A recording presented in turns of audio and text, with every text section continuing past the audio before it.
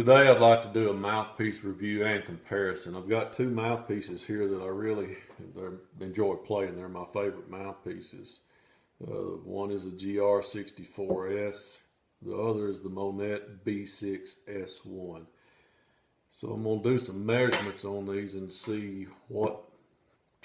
understand what makes them work so differently, because the GR naturally, it's a smaller mouthpiece and it plays easier the higher I go, but it's got a crisp, brilliant, edgy sound, and the Monette, it gives me a darker sound with more core to it. So I really like that about that one, and I really like the ease of playing into the upper register with the GR. So let's measure some of the stuff on these mouthpieces. Let's start with the back bore on the Monette.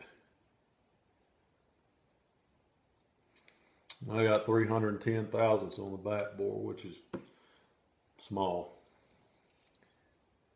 Thought it would be bigger. I got 321 thousandths on the GR, so I thought it'd be odd. I thought the Monette would have a bigger back bore than that. I'll measure the rim thickness, starting with the Monette.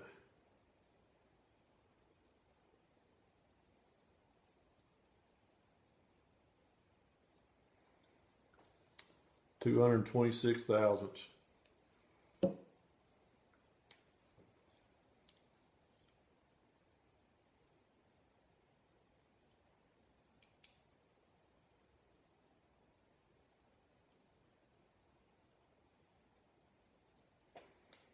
$233 thousandths on the GR, which is pretty average. Let's check the outside diameters of the rims. The GR is 1 inch, 63 thousandths.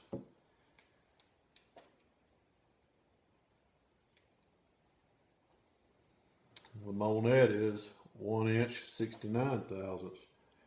These mouthpieces are pretty similar as far as the measurements go. I would like to measure the throats, but I don't have a set of gauge pins to do that. I will tell you that the throat on the Monette looks bigger than the GR throat, so I'll just assume that it's bigger. I couldn't find any specs on the throats of either one of these mouthpieces.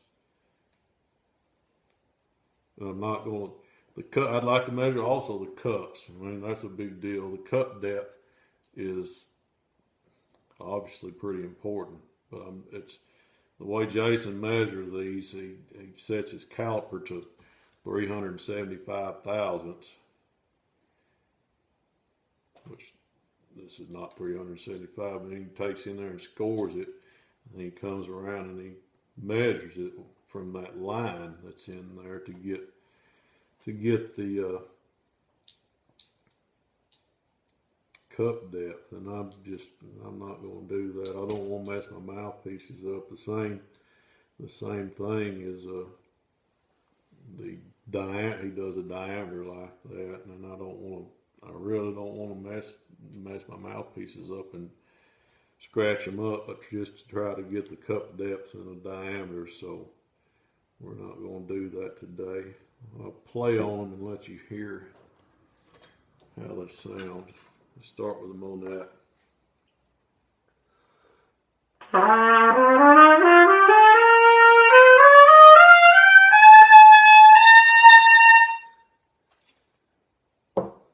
It's 2-octave C scale.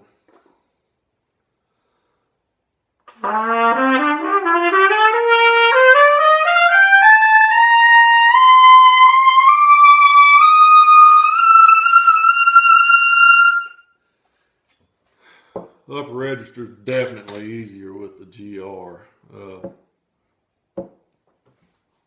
If I can combine the two and get the fuller, darker sound like the Monette has, even all the way up to the upper register with a fuller, darker sound, that would be great.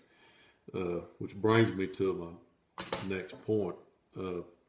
Talking about 5mm mouthpieces, I know that a Harrelson mouthpiece would be great. I mean, it's really unlimited to what you could do with it. I guess if I was going to start building a mouthpiece from Harrelson trumpets, I'd start with the rim and get a good, comfortable rim about the size that I'd playing on. I'm playing a 64, which is supposed to be 640 thousandths inside. I'd like to try one a little smaller because this feels a little bit bigger.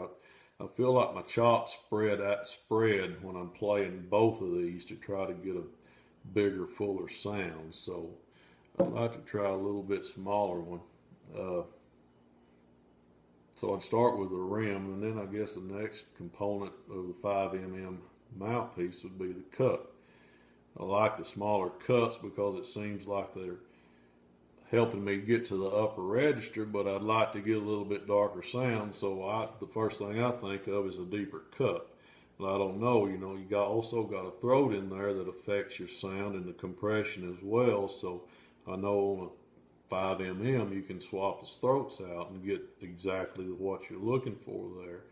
And then you go down into the back bore and you can change that out, and you can get a tight one, an open one, or I think Jason plays one that's really open, probably huge compared to what most people play. But the advantages of the 5mm mouthpiece that I see are just, well, it's just completely unlimited as what you can do with it, the mouthpiece that you can build with it. I mean, you got your rim, your cup, your throat, your back bore, and you got a body style. I mean, the body styles that they have there at 5mm, the Harrelson 5mm mouthpieces, they look really cool. And I know that they're designed more along the lines to be efficient rather than looking good, but they are some good looking mouthpieces, and I'd love to have one. So if I get lucky enough to win this contest and get one of those mouthpieces, I know the Jason and the people there at Harrelson Trumpets knows what they're doing, so they're offering a free consult. You get 30 days to mix and match and try different component parts till you get what you're looking for. And I think that's what we all want. We're all looking for the holy grail in the mouthpiece, and with the 5mm system, you've got every component in one of these mouthpieces all at your fingertips. All you got to do is figure out the right order, the right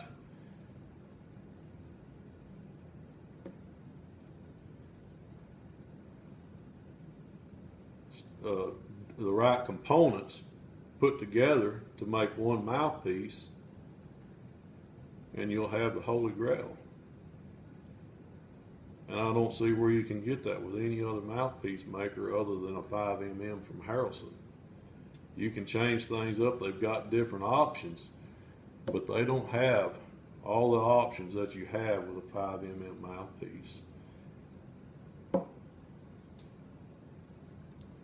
So I really appreciate the opportunity to, first try to win one of these, but also learning more about my mouthpiece and what it does, what it's doing for me, because I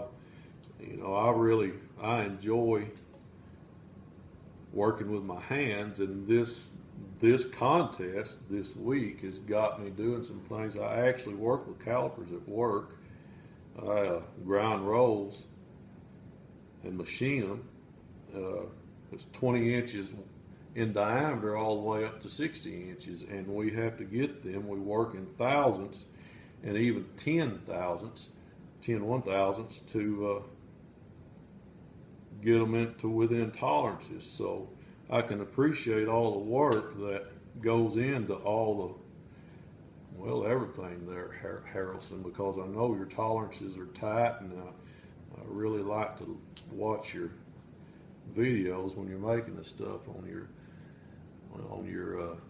CNCs, all your different equipment that you have there. So anyway, I'll cut this off here and just say thanks for the opportunity to get a Harrelson mouthpiece.